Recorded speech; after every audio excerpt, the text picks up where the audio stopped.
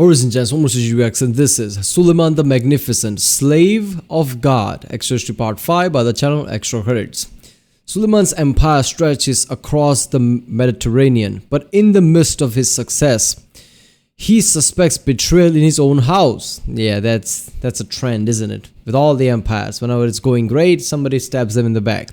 His best friend Ibrahim and his most promising son Mustafa both seems to have designs upon the throne. What? Ibrahim is going to stab him in the back? Come on. Because the way he was talking from the first of all, the setup of this series is how Suleiman in his olden age, while walking around in his castle, is just thinking about his days. And how he was talking about Ibrahim, and then they show Ibrahim how great friends they are. Ibrahim was trying to stab him in the back. That would be something. So yeah, so far its series has been awesome, right? Ottomans trying to take over Europe while all the Christian countries are fighting each other. They did take Hungary, but then they go after Vienna, but failed there badly. They couldn't siege it, right? Suleiman realized that, okay, this is as far as he's ever going to get, because those Christian countries are really badass, apparently. So yeah, in this, I guess we're going to see how it falls apart now. Slowly, how the friends are going to stab each other in the back, and we'll see, I guess. So yeah, let's watch this one.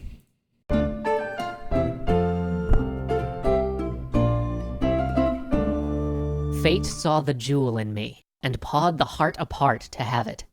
It was one of his favorite poems. Once he saw the joy all throughout it, the hope with the struggle. But over time, he had forgotten it all. All but that one line. It was 1533. Ibrahim led his forces one more time. This time they headed south. The Safavids had acted to anger him on more than one occasion. Now he would do away with the Shia kingdom to the south. But as Ibrahim marched his army south, he found that sun and mountains were their principal opponents. Territory was captured, but no battle was ever had. They wintered, then they captured Tabriz, the capital of the Safavids, without a fight. Now it was Suleiman's turn to join them, to accept homage and to remind his provinces of his might. There was only one problem with this conquest. The leader of the Safavids was nowhere to be found. He wasn't in their capital when Ibrahim marched in, and neither was his army. So they pushed deeper into Safavid territory, and yet, nothing. No army, no Shah. They took the ancient city of Baghdad, and yet during the whole march, their force wasn't even harassed. Not a trace was found of this phantom desert army or their king. The only way they knew this army was even real was the fact that everywhere they went, all the grain was missing. Markets were stripped bare, fields were burnt, wells smashed. Try as they might, his majestic imperial army of 200,000 simply couldn't catch up to the force of light horse of the Safavid king. No matter how far they chased him, he would always dance back, burning all in his wake. Eventually, he was forced to call off the pursuit. His grand army of 200,000 had lost 30,000 men without ever firing a shot. Supplies were just too difficult to attain, and his line of communication with his capital was stretched too thin. Even as he marched back to Istanbul, showered in praise and glory. Okay, what the fuck? This is Afghanistan, right? I mean, holy shit.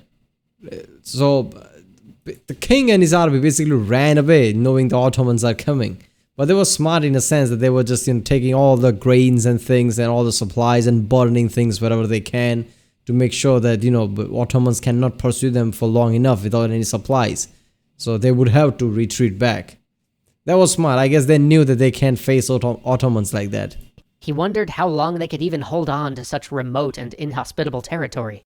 But something even worse troubled his mind. A black rage filled him. For months, Roxolana had been whispering to him of how his vizier, Ibrahim, was starting to forget who was sultan, that his friend had been returning friendship with ingratitude, that he considered himself master and Suleiman slave. He had put these words from his thoughts. He could not doubt Ibrahim. But on the campaign, Ibrahim had said that he would take the title of Saraskar Sultan. Now, in Safavid Persia, the governors were known as sultan, but in the Ottoman Empire, there was only one sultan. It burnt like a coal in his chest. It gnawed at his heart and wouldn't let him go. Each step on the road to Istanbul, it consumed his mind. Every minor irritation, every little problem, every small sign of arrogance from Ibrahim rekindled the thought with renewed vigor. At the start of January, they arrived back in Istanbul, and the thought still would not leave him. On the 15th of March, Ibrahim's body was found I guess Suleiman forgot the one rule, right? Bros before hoes. Strangled in his room. There would be only one sultan in the Ottoman Empire. The next years passed in a renewed rivalry. Wait a minute, what the fuck? On the 15th of March, Ibrahim's body was found strangled in his room. There would be only one sultan in the Ottoman Empire. The next years passed in a renewed rivalry with that hated Spanish prince, Charles. He just killed Ibrahim like that. First of all, Ibrahim didn't want to become whatever position, Suleiman was giving him. He did give him that, right? He married his sister to him because he was such a good friend. So fuck it. He basically, went into the role, right? And started to fight battles. And just because, Suleiman's wife at that point was just, suspecting that Ibrahim could be stabbing him in the back, he basically killed him. That is really fucked up, man. Charles's forces had seized Tunis out from under him while he'd been busy in Safavid Persia, which led Suleiman to finally truly ally with the French. He joined them in their war in Italy against the Habsburgs, and broke with the ancient policy of Ibrahim to go to war with Venice. The war in Italy was poorly managed all around, with the French showing their true colors and often seeming more embarrassed to have a Muslim ally than they were eager to crush their foe. So at last Suleiman recalled his great Admiral Barbarossa and had him remove the Venetians from the islands they had long occupied off the Ottoman coasts. He, Suleiman, also pushed the empire east, fighting with the Portuguese for control of the Indian Ocean and the lucrative trade it promised. He also warred in Hungary with Charles and Ferdinand. When John Zapolya died in 1540, Ferdinand had seen it as an opportunity to attack and laid siege to Buda. Suleiman again marched his forces north and repulsed the Viennese prince. But this time there would be no puppet state, no intermediaries. He annexed Hungary, finally bringing it under complete Ottoman control. And with the capitulation of the Habsburgs and the peace he forced upon them, he could finally again turn his eyes south, to the wellspring of tragedy, Safavid Persia. The question of succession still plagued his mind. He had made Mustafa his official heir. Even in Europe they wrote of him. One had said, "May God never allow a Barbary of such strength to come near us." Of his second son, Selim, even he knew they called him the sot behind his back. Bayezid, his third son, was perhaps not a bad man, but he wasn't a great one either. And his fourth son, Cihangir, was perhaps brilliant. His mind worked in ways that some days outpaced his own. But he was humpbacked and sickly. No one would ever accept him as sultan. But of all of his sons, only his first, Mustafa, was not of his beloved Roxolana. And so as he sent his chief vizier, Rustam, to lead his army south, his mind was not at ease. Then he received a letter from Rustam, saying that the soldiers were beginning to whisper that Suleiman was weak and succumbing to old age because he was not out there leading them, that perhaps it was time for a younger prince, that they had even sent word to Mustafa along these lines, and that Mustafa had not entirely rejected them. He was furious. Crushing the letter in his hand, he bellowed, "God protect us from Mustafa, daring to take such infamy upon himself during my lifetime." He immediately ordered the army recalled. The invasion would be cancelled. The next year he would lead them himself. And when summer came, he did. And then he sat and penned a letter to Mustafa. He would ask his son to join him, to clear his name. If he came, he was innocent. If he stayed away in fear, it would be an admission of guilt. Days passed. Then, outside of Karamania, a small band appeared on the horizon. Men on horseback, growing by the moment, coming towards the sprawling camp of the Imperial force. It was Mustafa, come to prove his innocence. As the sun set, Mustafa was summoned to his father's tent. He lifted the heavy flap and entered alone. Immediately he was set upon from all sides, while from behind a curtain his father watched in silence. But Mustafa fought with the strength of 10 men and threw off all of those who piled upon him. They raced forward to seize him again, but he froze them all with a look. The men wavered. Perhaps they were about to join this young warrior, so proud and alive. But then Suleiman stood and peered over the curtain with a glare of such fear and rage that the men all threw themselves upon Mustafa again. This time he could not shake them off. Once he was pinned, one of the men seized a nearby bowstring and strangled him to death. They then threw the body in front of the tent for all to see. But even as they did so, the black rage passed, and he, Suleiman, sank back down into his chair and wept. Alright, wept my ass. So far, this episode has been telling me that Suleiman is a piece of shit, right? First of all, he likes his, newer wife. He loves his newer wife more.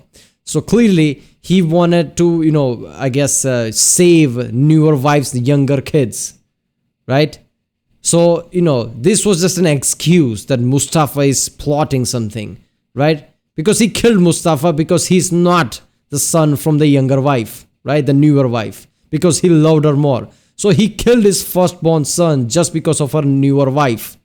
So her newer wife's one of the son becomes the Sultan. That's what that was. He killed his, friend, right? He trusted so much, right? He gave him the power even though he didn't want it to, without any reason, just because his wife told him so. He killed Ibrahim. So far, this episode is telling me that Suleiman is a piece of shit. What the hell? Wept my ass. You just killed your son, man. Right? The guy just proudly came there, basically saying that I'm innocent here. And you just attacked him like a coward. I don't know, man. This series is supposed... I came to react to this series thinking Suleiman the Magnificent is going to be one of the great names because his enemies gave the name Magnificent to him. But so far, series is telling me that he's a piece of shit. What the fuck? This is making me angry, man. He would pay many times for this decision. So would his empire. So would the entire Ottoman world. For one decision sometimes decides 1,000 other choices. Now he had no option but to kill Mustafa's son, his own grandson, and so he sent men to Bursa to deliver the order. When they arrived and read the order to Murad, Mustafa's son, he simply said, "I am willing to die in obedience, not to the emperor's orders, but to God's." Then Suleiman ordered Mustafa not disposed of like a traitor, but given the funeral he deserved. For a week he lay in state in the Hagia Sophia, but it did nothing to assuage his guilt. And then word came that Cihangir, sick and weak beloved Cihangir, favorite of all his sons, succumbed to grief. For he had loved Mustafa and looked up to him, and now at last followed him into death.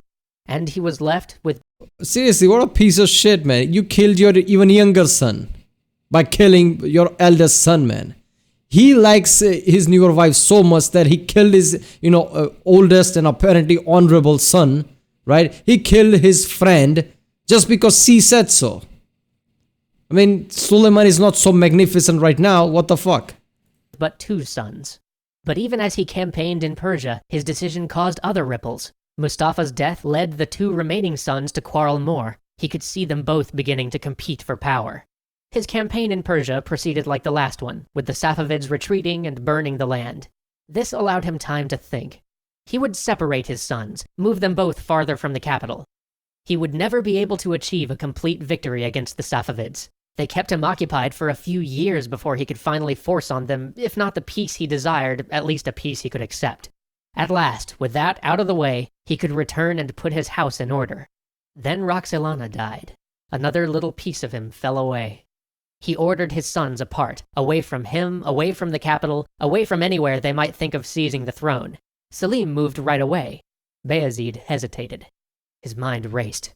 What was hesitation other than disobedience? And what was disobedience to the Sultan except treason? His fury boiled over. He would not abide treason in his empire. He threw his support behind Selim against Bayezid and crushed his army in the field. But Bayezid fled with his family to the hated court of the Safavid king. Again and again he demanded of the Safavids that they kill that filthy traitor, that they wipe him and his family from the world. But they refused. Again and again they refused. Then he made sure they wouldn't refuse. He even sent his own executioner to take their heads. He had but one son. And there he was, a lonely old man, walking through his garden.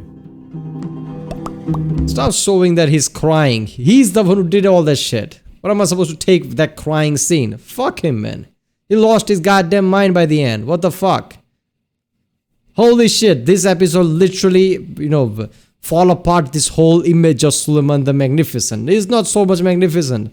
I don't care what he did on the battlefield. That was just fucking stupidity. He killed his best friend, right? He killed his eldest son because his wife, basically, he loved his wife so much.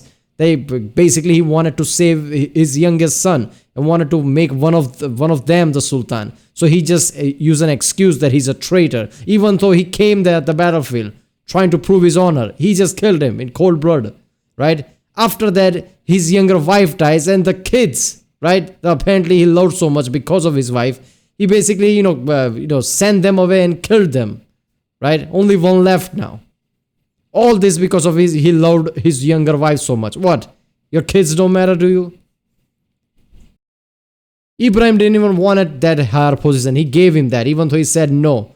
And he still just suspected him and just killed him. Damn, this episode of, literally broken the entire, image of Suleiman the Magnificent for me. Alright, people, if you like my reaction, don't forget to like, subscribe, check out the reaction. There's a link in the description. Check out the cast of plays, check out the cards in. Yeah, I'll see you next time.